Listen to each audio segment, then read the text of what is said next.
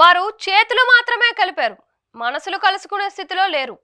మాటల్లో ఉన్న మేలిమితనం మనసుల్లో కనిపించటం లేదు.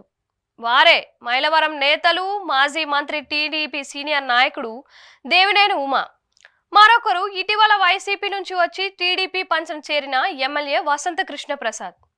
వీరిద్దరి మధ్య కొన్ని దశాబ్దాలుగా రాజకీయ పోరు ఉంది. అది కూడా మైలవరం టికెట్ గురించే. 2014లోనే వసంత కృష్ణ ప్రసాద్ ఈ టికెట్ కోసం ప్రయత్నించారు. అప్పట్లో ఆయన పార్టీలోనే ఉన్నారు, కానీ చంద్రబాబు ఇవ్వలేదు.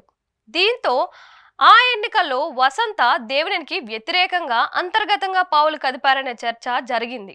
ఇది చంద్రబాబు వరకు కూడా వెళ్ళింది. దీంతో పార్టీ అధికారంలోకి వచ్చిన తరువాత ఇస్తామన్న ఎమ్మెల్సీ సీటును కూడా ఇవ్వలేదు.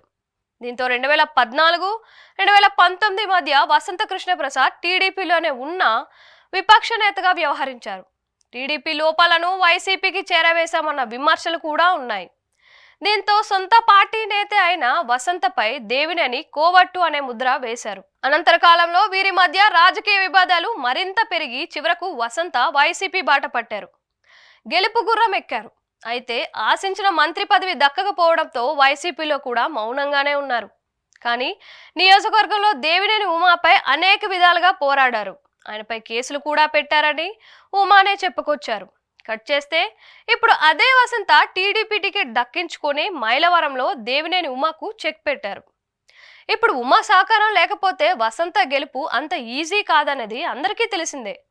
దీంతో అనేక పర్యాయాలు చంద్రబాబు ఉమాతో చర్చలు జరిపి చివరకు చేతులు అయితే కలిపేలా చేశారు.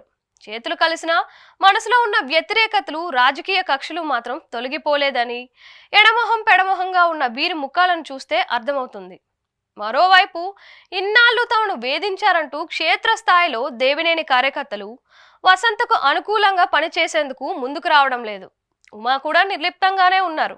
ఇది టీడీపీ గెలుపు అవకాశాలపై తీవ్ర ప్రభావం చూపించేలా చేయడం ఖాయమని అంటున్నారు పరిశీలకులు. ఈ నేపథ్యంలో ముందే చంద్రబాబు వీరి మధ్య మరింత సయోధ్య కుదర్చాల్సిన అవసరం ఉందని అంటున్నారు.